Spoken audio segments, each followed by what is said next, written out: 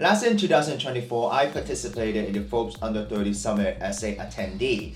Now, if you're wondering if you should go, I was actually in the same position as you doing my research. So while at the summit in 2024, I decided to film some content, and I hope that this video will be helpful for you to decide whether you want to go or not. So the event is actually hosted in a different city every year, so you might want to take this video with a grain of salt. So in this video, I'll do a day-by-day breakdown to show you what I did and what I've seen. And then at the end of the video, I will share with you some of the tips and the experiences that I had and some of my thoughts on whether you should check out the Forbes Under 30 Summit or not. So basically what happened is I decided to arrive Cincinnati a day earlier so that I have time to explore the city. So I booked a hotel which is actually walking distance towards the venue, and I think that this is a very great choice, and it allowed me to walk to the venue, to scout around the area, and to check out what is around. And next to the venue, which is the Andrew J. Bradley Music Center, there was a Black Music Walk of Fame. And at that Walk of Fame, I think it was a very good experience to kind of understand more about the culture and also about music, and all the exhibits were actually very engaging as well. And right across the venue where the event was hosted is the Ohio River. So there was a beautiful view of the Ohio River at the sunset. I'm not sure if you know, but Cincinnati is actually nicknamed as the Queen City. The moniker was actually popularized by a poem in 1854 called Cincinnati, the Queen of the West, reflecting her cultural and economic significance at the time, which you will see throughout my experience in this video. Now, one of the really cool things is that the hotel was situated in downtown Cincinnati, and on day one, even before the event started, because they started late noon so that more people can fly in, I decided to visit the Contemporary Arts Center in downtown Cincinnati, and it is a place that I highly recommend. It is family friendly, and there is different type of exhibitions that are actually very cool and tell you more about culture and arts, which is something that I really enjoyed.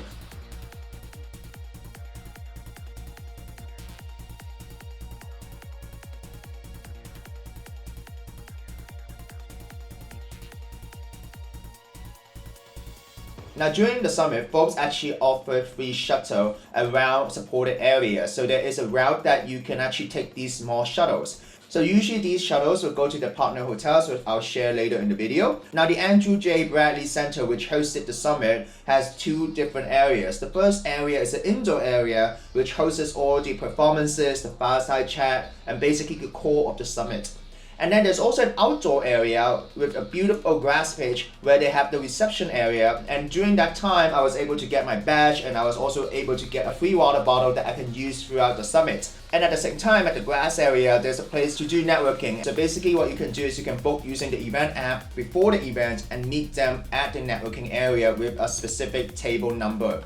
Now there were actually food and drink at the grass pitch area and some games that you can play. One of the really cool things for day one is that the food and drinks are complimentary. However, on day two, this will be at your own expense, but they do have different type of food truck coming in. Speaking of free stuff, there was actually a swag bag that they give out to all of the attendees, and within the swag bag you will find products of Forbes Under 30 awardees.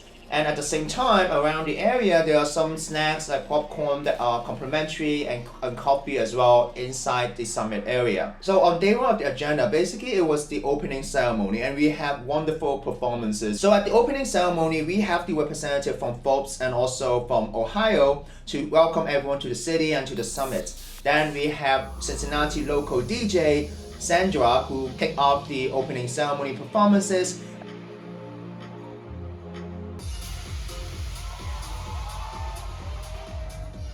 And then we have Shabuzi, where he basically hyped up the crowd using his signature bar song Tipsy.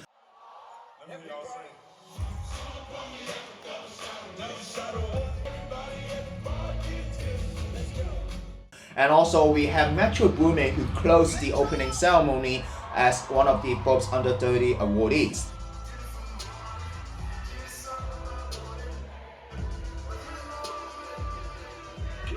The opening performance is a little bit more intimate compared to going to a public concert, which is a really nice touch to the whole event.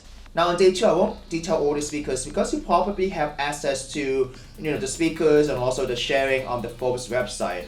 But I do think that it was very interesting to hear from people's perspective and also their success stories from different industries. And not only do you listen to success stories because these are Forbes Under 30 awardees and also guest speakers that they invite, you also hear different type of point of views. For example, empowering women, empowering certain humanitarian rights. And that is something that is actually very interesting and was brought across in these different type of sharing. Now on day 2, there's also one really interesting thing is where they arrange a area for people to take professional headshots. Now that evening, we basically have a club crawl event at an area called Over-The-Rhine, which is, Rhineland from Germany. The reason why it's called that way is that there was a huge influx of German population. And within that area, there was a time where breweries and also bars outnumber the city's population, which is actually very interesting. And one of the biggest American brands like Samuel Adams actually has a brewery in the Cincinnati area. So what Forbes did under this pub crawl is they gave us a list of different bars that are celebrating, and then we were able to go there and also to network with different people who are joining the Forbes Under 30 Summit. So that basically wraps up day 2. So on day 3, I actually joined a side event or an excursion that is actually hosted by Forbes Under 30. So basically it is a behind the scenes tour of a art and light festival called Blink. As I previously mentioned, that's the Over-The-Rhine area, right? But because of the number of bars and also a lot of pubs over there was a time where it was considered a dangerous area, because some of the participants also shared with us that they usually in the past, they would not stay at the Over-The-Rhine area. They would just drive the car quickly, and it is as dangerous as that. So what happened was that there is this art and light music festival called Blink.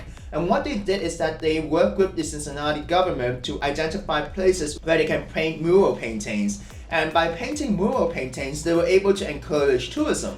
And every year they will host a light and art show called Blink, where they will use projection mapping on these murals and have a festival around it, which is able to boost local tourism and also gentrify that area in a very good way, so that it's no longer as dangerous as it was in the past. So there's also economy happening around that area and uplifting the local population, which I think is very eye-opening on how arts and culture can actually transform a neighborhood. After that, we went back to our regular programming at the Forbes Under 30 Summit.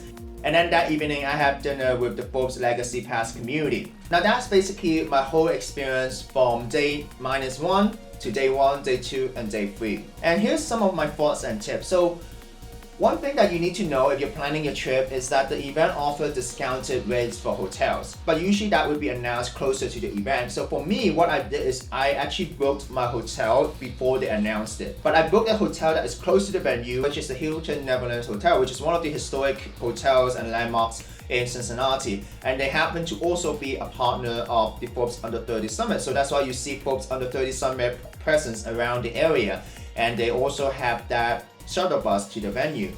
So I would highly suggest you to strategize and plan ahead and possibly book way before Forbes Under 30 release their hotel partnership list, because by then those limited spots that you could book could run out very quickly, and if they do run out, if you have to book through a public means, it's very, very expensive since it's quite close to the event. As you can see, I also did a video of the event app. Within the app, you have the agenda, and also you can book the excursions that I mentioned. And within the app, you can actually use it to look at all the other different attendees, and you can send them private message to book in meetings with them at the outdoor area that you just saw during the Forbes Under 30 Summit. I really enjoyed going to the other different type of experiences, for example, museums, and also the different type of exhibits and so on.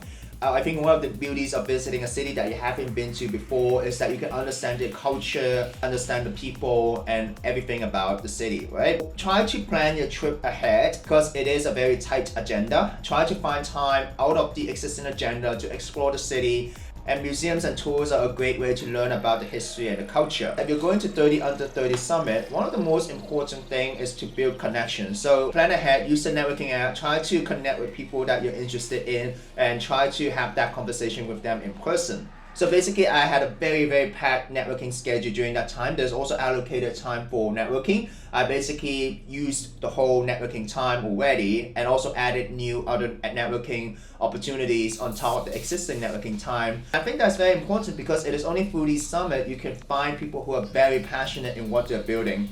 And I do have to say there's a lot of entrepreneurs at the event, but there are also people who are working at very interesting companies, which I think you can definitely learn from the experiences as well. Now, one of the reasons why I have tickets to the Forbes Under 30 Summit is that I actually bought a Forbes Legacy Pass. This is the Forbes Legacy Pass, which is kind of like a membership program from Forbes. And they were able to give me 2 tickets for free. So I do know that there are opportunities where you can get tickets for free, but you have to pay for your accommodation and also your flight. From my research, what I was able to find is that sometimes they do give away free tickets to university students. And if you're a part of the Forbes Under 30 awardee, you might have some benefits. So personally, I am not under 30 when I joined this event. I was actually +1, as you can see in one of my photos. But I do believe that it is not an exclusive event for people who are under 30. If you're above 30, if you're interested in people sharing their life stories and also success stories and also really empowering stories not related to business and stuff like that, this is actually a very good venue to have that exposure. Now, because I was able to join this as a community beforehand, I was able to do things with this community. For example, the pub crawl, and also at the end, I had like dinner with this community. I personally think that it would be great if you can go to this experience with a group of people or with a friend or as with a community, because sometimes it could be an overwhelming experience and it will be great to experience these with other people, because that's the beauty of these summit events. But even if you are a solo participant, what you can do is that you can try to engage and meet new friends, try to pair up together and do different activities together, because I've seen people who are going on their own and they were able to leave with friends. Now, to kind of summarize my experience, I think it's a very interesting and once-in-a-lifetime experience. It was able to give me access to contacts that I would never have access here in Asia. But the thing is, because in order to attend this conference, I would have to fly all the way from Asia to the United States. And flight ticket and accommodation prices is actually pretty high and not inclusive of the ticket that you have to acquire to join that summit. So personally, if you're from Asia or if you have a huge cost to join this event, I would encourage you, if you want to get that networking and also that once-in-a-lifetime experience, but probably I wouldn't go there every year because of the cost. But if you are someone who's in the States, for some reason you have the ticket, possibly you are a student or an awardee, I think it is definitely worth that experience to go there and to network and also to learn from each other's people's stories. And also one thing that I want to shout out is that every year the agenda is different. They will invite different performers, they will invite different people. So every year's experience kind of varies based on the speaker's quality and the topic that they're talking about and whether you're interested in those topics. So that should also be factored into your consideration on whether you want to go there or not. Now, to summarize, I would say that I do not regret going to this trip. I think this is definitely very eye-opening and very rewarding, and I was able to have some new connections. And although I was based in Asia and a lot of these connections are based in the States, it's a little bit hard to maintain these connections or also have follow-up, but it was very interesting at that point of time to learn about the stories and also to understand how they got where they are at that point of time. So I would say that it is definitely worth going to the Forbes Under 30 Summit. However, for a person like myself with considerations of possibly paying very high costs for flight and accommodation, I wouldn't go there frequently unless it is an all expense paid trip. Looking at you, Forbes. But anyways, jokes aside, I hope you found this video helpful. Remember to like, subscribe, and follow me on my socials, and leave in the comments if you have any questions, and I'd love to answer you. I know that this video is super short, so I can't answer everything that I've experienced, but hopefully it's helpful for you. See you guys in the next one.